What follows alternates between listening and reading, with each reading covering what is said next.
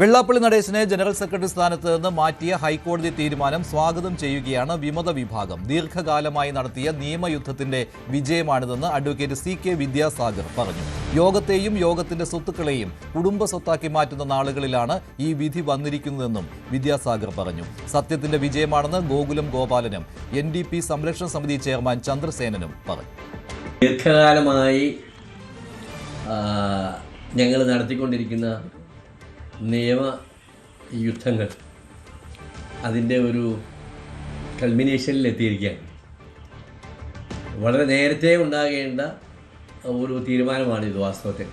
പക്ഷേ ഈ കേസ് നടപടികൾ അനന്തമായി നീട്ടിക്കൊണ്ടു പോകാനുള്ള നടേശൻ നിയോഗിക്കുന്ന അഭിഭാഷകരുടെയും ഒരു തന്ത്രങ്ങളും ഒക്കെ ആയിട്ട് ഇങ്ങനെ നീണ്ടു പോയതാണ്. വെള്ളാപ്പള്ളി നടേശൻ്റെയും അദ്ദേഹത്തിൻ്റെ സാമന്തന്മാരുടെയും നീരാളിപ്പിടുത്തത്തിൽ നിന്നും യോഗത്തെ മോചിപ്പിക്കാനുള്ള ഒരു അവസരമായിട്ട് മാത്രമാണ് ഞങ്ങളിതിനെ കാണുന്നത്.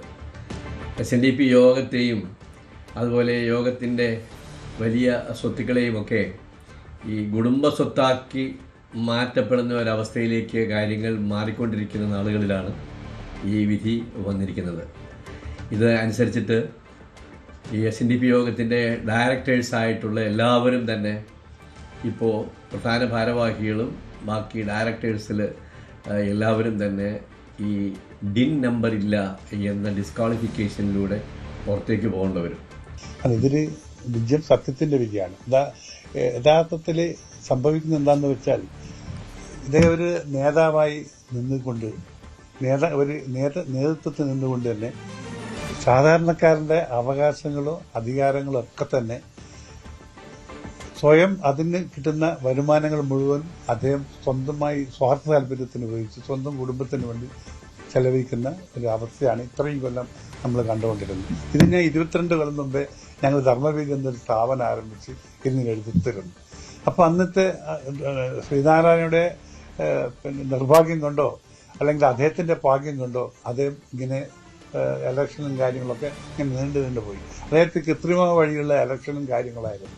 കാരണം അന്ന് 200 പേർക്ക് 2 പേര് എന്ന രീതിയിലായിരുന്നു ഇലക്ഷൻ. 2 പേരെന്ന് പറഞ്ഞാൽ അദ്ദേഹം തീരുമാനിക്കുന്ന 2 പേരാണ്. അപ്പോൾ ആ 2 പേര് വെച്ചിട്ട് ഒരിക്കലും ഇലക്ഷൻ ആർക്കും ജയിക്കാൻ പറ്റില്ല. അപ്പം അങ്ങനെയായിരുന്നു ഇതുവരെ നടത്തിക്കൊണ്ടിരുന്ന രീതി. ഇപ്പം അടുത്ത ഇലക്ഷൻ പെർമനന്റ് ഇലക്ഷൻ വേണം എന്ന് പറഞ്ഞപ്പോൾ അതിനും അദ്ദേഹം നിഷേധിച്ച് നിർത്തിവെച്ചു. ഗവൺമെന്റ് സ്വാധീനിച്ച കാര്യം നിർത്തിവെച്ചു. ഞങ്ങൾ 2016 മുതൽ തുടങ്ങിയ പോരാട്ടമാണ്. ഞങ്ങൾ ഈ വിധിയെ ശ്രീനാരായണ ഗുരുദേവന് സമർപ്പിക്കുക. ശ്രീനാരായണ ഗുരുദേവൻ്റെ തൃക്കൈകളാൽ രൂപപ്പെട്ട SNDP യോഗം കഴിഞ്ഞ 30 വർഷക്കാലമായി ഒരു മാഫിയ സംഘം ഭരിച്ച് അത് ചൂടും മുടിച്ച് ഈ സന്ദർഭത്തിൽ 2016 ഞങ്ങൾ നടത്തിയ നിയമ പോരാട്ടത്തിൻ്റെ ഫലമാണ് ഇന്ന് വെള്ളാപ്പള്ളി നടേശനും മകനും ഉൾപ്പെടുന്ന സംഘത്തെ ആ പ്രസ്ഥാനത്തിൻ്റെ പടിവാതിക്കൽ പോലും എത്താൻ പറ്റാത്ത രീതിയിലുള്ള വിധി വന്നത്. ഈ വിധിയുടെ ഏറ്റവും പ്രധാനപ്പെട്ട കാതലെന്ന് പറയുന്നത് SNDP യോഗത്തിൻ്റെ നിലവിലെ ഭാരവാഹികൾ ഇന്നു മുതൽ ഭാരവാഹികളല്ല.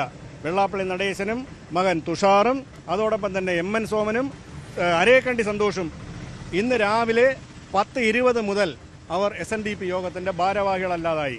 അതോടൊപ്പം തന്നെ SNDP യോഗത്തിൻ്റെ 170 ഡയറക്ടർമാരുണ്ടായിരുന്നു. ആ 170 ഡയറക്ടർമാരും SNDP യോഗത്തിന്റെ ഭാരവാഹികളല്ല. കൂടുതൽ വാർത്തകൾക്ക് News 18 Keralam YouTube channel subscribe ചെയ്യുക.